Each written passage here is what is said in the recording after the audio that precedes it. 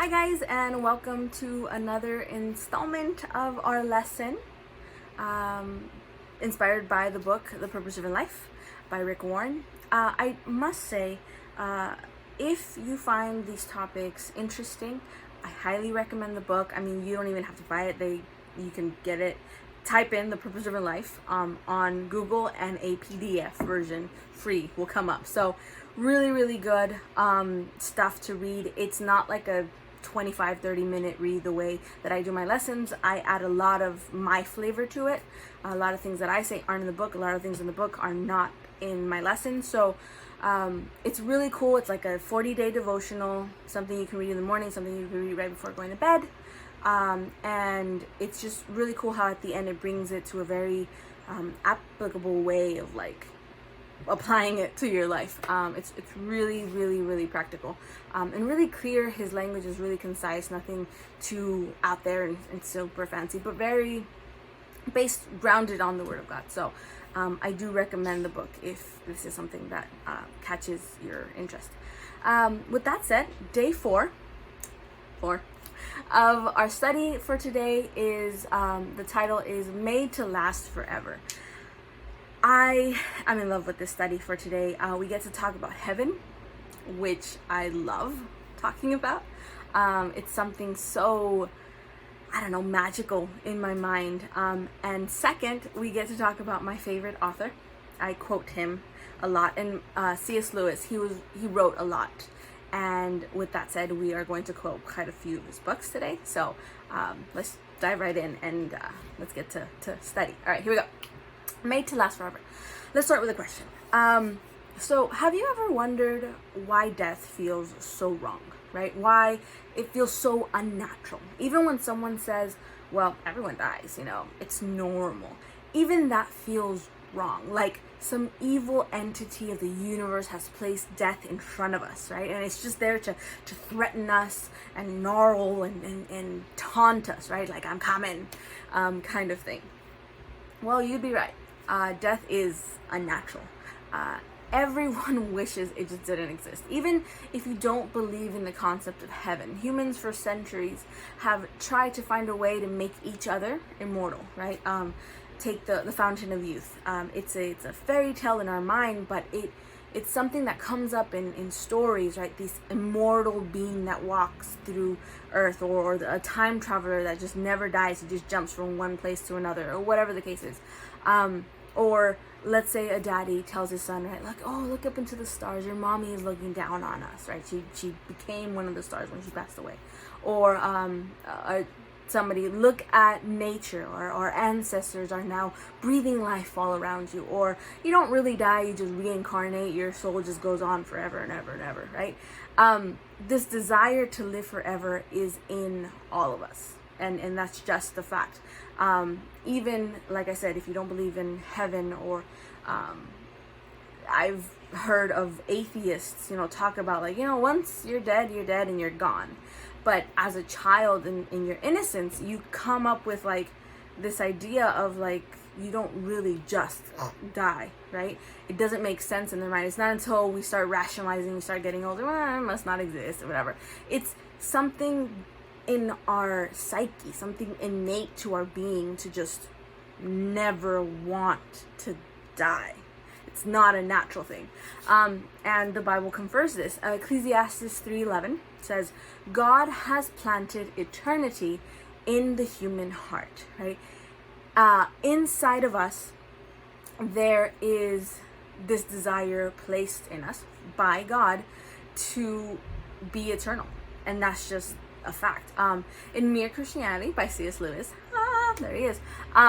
He has a section where he talks about fishes, right? And how they don't go through life, their little fishy, swimmy life, wishing they can fly, because they were not made for the sky, right? They weren't created with even the knowledge of what is sky. There is no consciousness of them in that. And so the quote, he says, creatures are not born with desires unless satisfaction for those desires exist. A baby feels hunger. Well, there's such thing as food. A man feels a sexual desire where there's such thing as sex. if I find in myself desires which nothing in this world can satisfy, the only logical explanation is that I was made for another world. Isn't that crazy? The fact that, since we're talking about eternity, the fact that something in me craves for eternity means that we were not made to be mortal.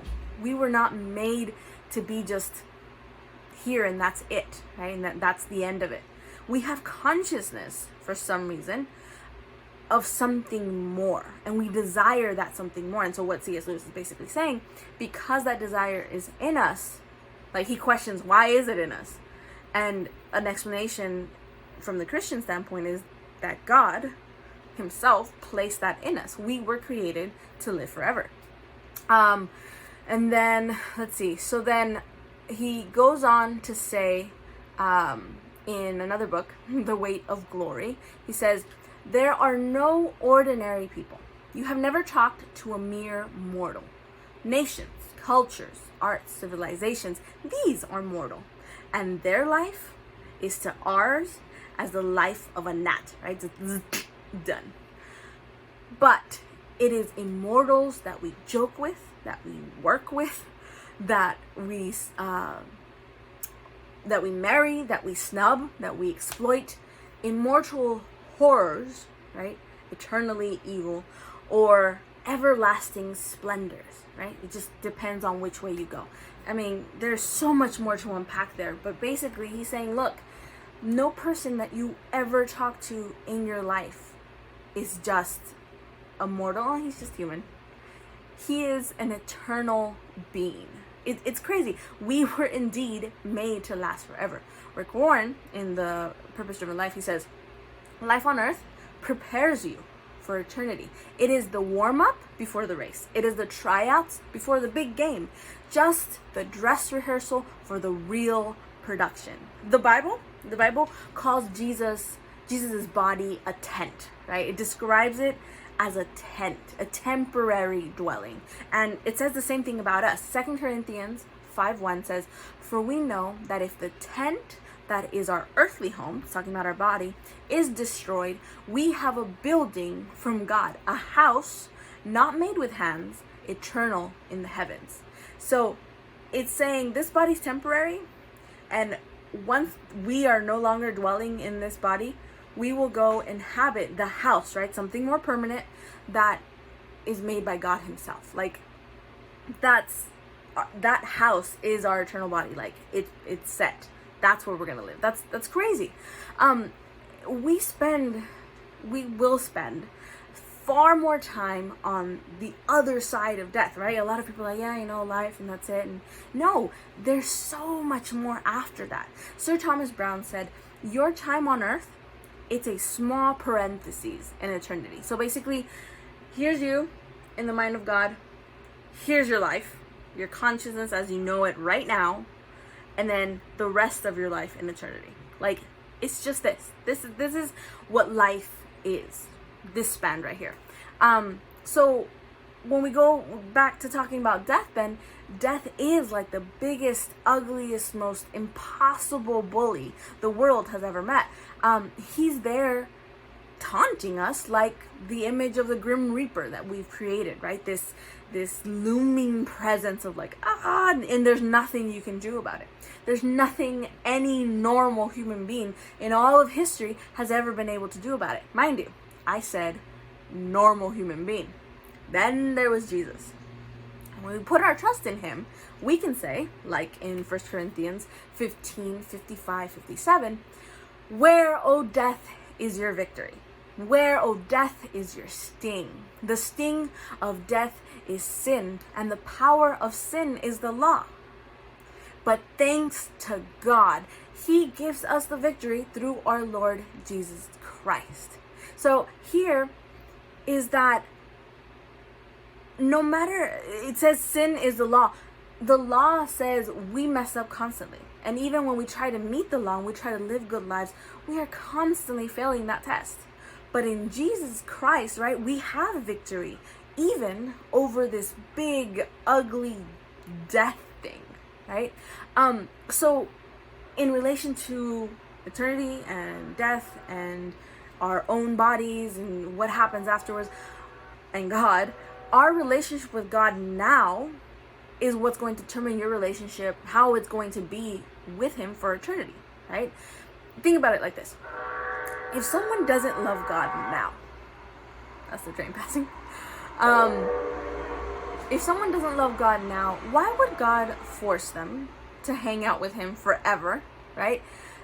This is why the Bible compares our relationship, the church's relationship with believers, right, in connection to God as like a bride with a groom, right? Making someone live with you forever, even though they don't love you, they don't know you, they don't care about you, they don't accept you. I mean, it's kind of like a really bad idea. And it's the same thing with us and God. If we're not willing to love him and be his friend and have a relationship with him now, what makes you think it's okay for us to be like, oh, but I'm going to heaven anyways? Why would you want to be there? It's gonna be all about him and everything will be him. Like, it's just not a good idea. Matthew 25:34 says, then the king will say to those on his right, basically those who have accepted him and who have received him in his heart, who have a relationship with him, come, you who are blessed by my Father, inherit the kingdom prepared for you from the foundation of the world. I mean, this place, he's been getting it ready for a while. It's gonna be amazing. 1 Corinthians 2:9 says, but as it is written, what no eye has seen, no ear has heard, nor the heart of man imagined, what God has prepared for those who love him. Like, we can dream up scenarios all day long, but this verse is saying you cannot even imagine how great it's gonna be. Like, it's gonna be awesome, and that gets me excited because I'm just like, yes, like, think of like the best thing ever. It's gonna be better. It's so awesome. So back to my favorite author, C.S. Lewis. Now going to his book, The Chronicles of Narnia, which is top notch. If you haven't read it, you need to at least audiobook it or something. In his last book, it's a collection of 7 books, so yes, it is a lengthy read, but it's worth it. In his last book of the Chronicles of Narnia, right, and if you've seen the movies, the idea is that they go through adventures, they're in and out of Narnia, and so in the last book, they go to finally live forever in Narnia. And so he, speaking about Narnia, which Narnia represents the place where Aslan lives, right? Represents a place where God lives eternally. So basically heaven. He sums up the idea of what we're talking about here, what heaven will be. And I think it's really nice. So here we go. So it says, for us, the readers, this is the end of all stories, right? So because they're moving into Narnia. But for them, all the guys who are moving into Narnia, it was only the beginning of the real story. All their life in this world, Earth, had only been the cover and the title page. Now at last they were beginning chapter 1 of the great story, which no one on earth has read, which goes on forever, and in which every chapter is better than the one before. Oh my gosh, I remember when it closed out that way, I wanted to cry, because I was just like, it's gonna be so beautiful. Like, I want to cry right now. It honestly is so good. You need to read it. But imagine it that being so, like, this parentheses, which is our life, it's literally cover page, and there's so much more to come in eternity. How awesome is that? Okay, so you ask me then, okay, Bev, so what does that mean for this life and the way that I live here? Should we live carefree? Like, I'm gonna live forever anyways, YOLO on earth. Let's live for ourselves now and live for God for eternity forever then. No, absolutely not. This life also has a story that you have to play out. Ecclesiastes 7:2 says, it is better to attend a funeral than to attend a banquet, for everyone dies eventually, and living should take this to heart. So basically he's saying it's better for a human to find this inner solemnness, this seriousness, right? That part of your brain that calculates and assesses your life, right? Instead of party hardy all day, because death is real and it is inevitable. It is that monster taunting you, counting down to D-Day, and by D-Day I mean Death Day, right? So, okay, then am I supposed to go around moping because death is a really ugly evil? Also, no. The Bible talks a lot about joy and life lived in abundance and how Jesus came to give us life. So what this is actually saying then is that you have to keep, when you keep the awesomeness of heaven in your mind, and how the shortness of your life here on earth does affect your eternity entire, your values shift, your values change. Hebrews 13:14 says, "For we do not have an enduring city, but we are looking for the city that is to come." So we live this life with a future hope. Okay? Philippians 3:7 says, "But whatever gain I had," Paul talking here, "I count it as loss for the sake of Christ." So we're supposed to be looking forward to this eternal, beautiful city that we can just imagine the best, and it's still even better. And then also, whatever lay behind, whatever this world has to offer, it is nothing in comparison to the real treasure, which is Christ, living with God forever, right? Today, just as an insert, I was listening to a sermon about loving Jesus first, and it was saying, look, in Revelation, the Spirit of Jesus, right, is rebuking the churches, and it's saying you lost your first love. And so Jesus, and this was a good church, they were doing good works, they were, a phenomenal works, but he's saying you don't, your motive isn't right, you don't love me. And thinking of what love is, what is love? Love is when you think about the person, there's this delight, right? You know how it is. You think about your person and you're just like, their smile wipes across your face and you're just like, stop it, you have to get a hold of yourself. Or you love spending time with them and you're apart and you already miss them, right? It's this ever wanting to please that other person. It's this this loyalty that you create, this gratitude that this person is in your life. And so here, when it says, "I count it all loss for the sake of Christ," it's that eternal love in your heart that allows you to just breathe Christ, to know him in a deeper way than just, oh yeah, I'm a good little Christian and I go to church on Sundays, and you know what, even during the week. Like, that's not what this is talking about. It's talking about so much more, and saying, look, your values change because your love is different. It's beautiful. 2 Corinthians 5, and we're going to skip a little, 4, 7, 9, and 10. It says, "For while we are in this tent," our body, "we groan and are burdened, because we do not wish to be unclothed, but to be clothed instead with our heavenly dwelling, so that what is immortal may be swallowed up by life." Pause. Time out. When you think of perfection, right, you think of Adam and Eve naked in the garden. The trippy thing that kind of flipped me out here in 2 Corinthians, the writer, he flips that.